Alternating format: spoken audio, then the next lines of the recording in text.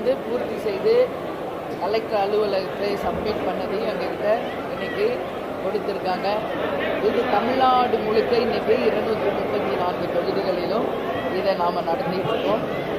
ஒவ்வொரு தினந்தோறும் காலையில் இந்த நிகழ்ச்சியும் மாலையில் மக்களை தேடி மக்கள் தலைவர் அப்படின்னு சொல்லி கேப்டனுக்கு இலங்கை வாழ் தமிழர்களால் பரிசாக வழங்கப்பட்ட அந்த ரதத்தை வைத்துக்கொண்டு அந்த ரத யாத்திரை இன்னைக்கு நம்ம நடத்திட்டு இருக்கோம்.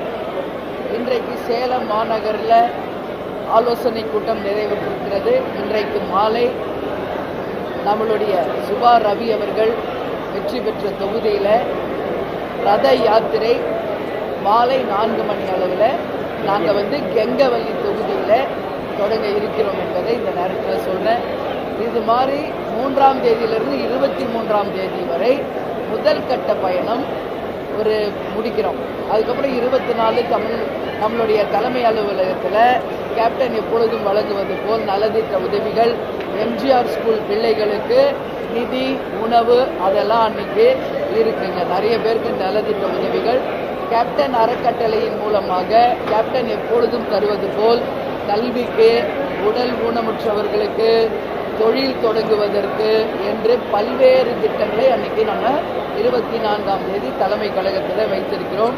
25 எல்லாருக்கும் தெரியும், தலைவருடைய பிறந்த நாள், வறுமை ஒழிப்பு தினமாக தமிழ்நாடு முழுவதும் எங்களுடைய கழக மாவட்ட செயலாளர்கள், நிர்வாகிகள், தொண்டர்கள் அந்த தினத்தை வறுமை ஒழிப்பு தினமாக தமிழ்நாடு முழுக்க கொண்டாட இருக்கிறார்கள் என்பதை இந்த நேரத்தில் சொல்கிறேன். 2ஆம் கட்ட பயணம் எப்பொழுது என்பதை உங்களுக்கு தலைமை கழகம் அறிவிக்கும். நீங்கள் எந்த கேள்வி கேட்கனாலும் அறிவிச்சிருந்தாரு. அப்போ வந்து செயல்படுத்த முடியாதுன்னு சொன்னாங்க. இப்போ அவங்களே கூட இப்போ செயல்படுத்திட்டு இருக்காங்க. அதை எப்படி பார்க்குறீங்க? சொல்லொன்று செயல் ஒன்று கிடையாது. கேப்டன் எப்பவுமே தன்னால் என்ன செய்ய முடியுமோ அதை மட்டுமே சொன்னார். அந்த வாக்குறுதியை நிச்சயம் நிறைவேற்றுவேன் அப்படின்னு கேப்டன் சொன்னார். அன்னைக்கு கேலி பேசிய அனைத்து கட்சிகளும் இன்றைக்கு தமிழக அரசு அதில் ஒரு முயற்சியாக தாயுமானவர் என்ற திட்டத்தின் மூலம் முதியவர்களுக்கு லாரியில் வச்சு அந்த பொருட்களை கொண்டு வந்து விநியோகம் ஆரம்பிச்சிருக்காங்க. இது வந்து கேப்டனுக்கு கிடைத்த வெற்றி, தேசிய முற்போக்கு திராவிட கழகத்திற்கு கிடைத்த வெற்றி. ஏன்னா இந்த ஒரு திட்டத்தை கேப்டன் 2006 எங்களுடைய முதல் தேர்தல் அறிக்கையிலேயே இதை தெரிவிச்சிருக்காங்க. இது சாத்தியமில்லை என்று சொன்ன அத்தனை பேரும் இன்னைக்கு வாயடைத்து அந்த திட்டத்தை செயல்படுத்துகின்ற நிலைக்கு வந்திருக்காங்க. ஏற்கனவே டெல்லியில் கெஜ்ரிவால் அவர்கள், பீகாரில், அதே மாதிரி சத்தீஸ்கரில் பல்வேறு மாநிலங்களில் இந்த ஸ்கீமை கொண்டு வந்தாங்க. அதே மாதிரி ஜெகன்மோகன் ரெட்டி அவர்களும் இதை வந்து கொண்டு வந்தார், இந்த வீடு தேடி ரேஷன் பொருள். இன்றைக்கு தமிழக அரசு தாயுமானவர் அப்படின்னு அதுக்கு பேர் மாற்றி, அதே தான் கூட்டணின்னு வரும்போது கூட்டணியில் தலைவர் படத்தை பயன்படுத்திக்கலாம்னு நான் அன்றைக்கே சொல்கிறேன். கூட்டணின்னு வரும்போது கேப்டன் படத்தை பயன்படுத்திக்கலாம். இல்லை தனி கட்சியாக நீங்கள் பயன்படுத்தணுமா? எங்கள் அரசியல் குரு கேப்டன் தான், அவர் தான் என்னுடைய மானசீக குரு, அவர் தான் எங்கள் ரோல் மாடல்னு அறிவிக்கிட்டோம். அதுக்கப்புறம் நான் தாராளமாக யூஸ் பண்ணேன். ஏற்கனவே விஜயகாந்த் போட்டியிட்டே வெற்றி பெற்றிருந்தார். அதே போல அந்த தொகுதியிலே குறி வைத்திருக்கிறதா ஒரு தகவலுடைய இருக்கு. அந்த தொகுதியில அதை எப்படி பார்க்குறீங்க? நம்ம சார்பாக கற்பனைகளுக்கெல்லாம் நான் எப்பவுமே பதில் சொல்றது இல்லை. எதுவுமே உறுதியே இல்லாதப்போ நீங்க ஒரு கேள்வி எழுப்புறீங்க. நீங்க சொல்ற எதுவுமே இங்க உறுதி இல்லாதது. ஸோ அதை பற்றி இப்போ நான் பதில் சொல்ல எதுவும் இல்லை. அது வரட்டும், அப்போ நான் பதில் சொல்றேன். இப்போ பாஜக கூட்டணி மீண்டும் உங்களை இணைக்கிறதுக்கு உங்ககிட்ட பேச்சுவார்த்தை நடத்துறாங்களா? அந்த மாதிரி ஏதாவது? நான் தான் ஓப்பனாக உங்ககிட்ட சொல்றேன்ல, எல்லா கட்சிகளும் தேமுதிக அவங்க கூட்டணிக்கு வரணும்னு கட்டாயம் விரும்புவாங்க. இதில் மாற்று கருத்து ஒன்றும் கிடையாது. ஏன்னா இது கேப்டன் என்ற ஒரு நல்லவர், ஒரு புனிதர், இன்னைக்கு தெய்வமாக மக்கள் மனசில் நிலைத்து நிற்கும் ஒரு தலைவருடைய கட்சி.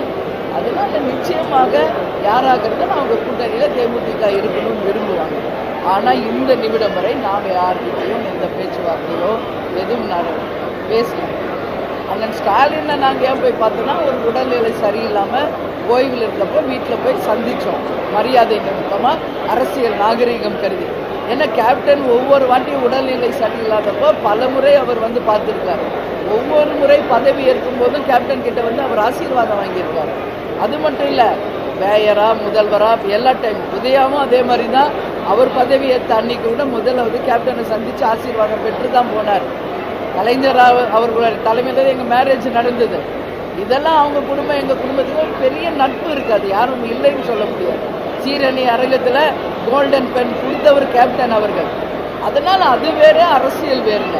ஒருத்தரை உடல்நிலை சரியில்லைன்னா போய் பார்த்தா கூட்டணி, ஒருத்தரை ஹோட்டலில் சந்திச்சா கூட்டணி, இந்த மாதிரி ஒரு புகைப்படம் வந்தால் கூட்டணி. எல்லாத்துக்கும் நீங்கள் ஒரே ஒரு லைன் ஒரு வேர்டை பிடிச்சிக்கிறீங்க. இந்த கூட்டணின்ற வேர்டை தாண்டி நம்ம பத்திரிகையாளர்கள் ப்ராட் மைண்டடாக யோசிங்க. நான் எல்லா ப்ரெஸ் மீட்லேயும் நான் சொல்கிறேன், எங்களுடைய ஃபோக்கஸ் எங்கள் கட்சி வளர்ச்சி. தமிழ்நாடு முழுக்க நாங்கள் 234 தொகுதியிலையும் போய் கட்சி வளர்ச்சியும் ரத யாத்திரையும் வெற்றிகரமாக முடிக்கணும்.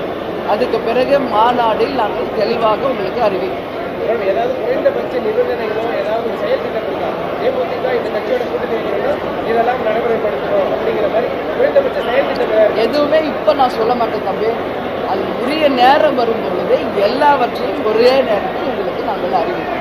இப்போ இல்லை, எங்கள் ஃபோக்கஸ் பார்த்தீங்களா, எல்லாம் எங்கள் நிர்வாகிகள் தொண்டர்கள் தான். இதுதான் எங்கள் ஃபோக்கஸ். எல்லா இடத்துலையும் இன்றைக்கி பூத் கமிட்டி அமைச்சாச்சு. எல்லா இடத்துலையும் BL2 முடித்து கலெக்டர்கிட்ட கொடுத்தாச்சு. இன்னும் இருக்கின்ற பேலன்ஸ் ஒரு 10% முடிக்கணும். அதுக்கு தான் மீட்டிங்.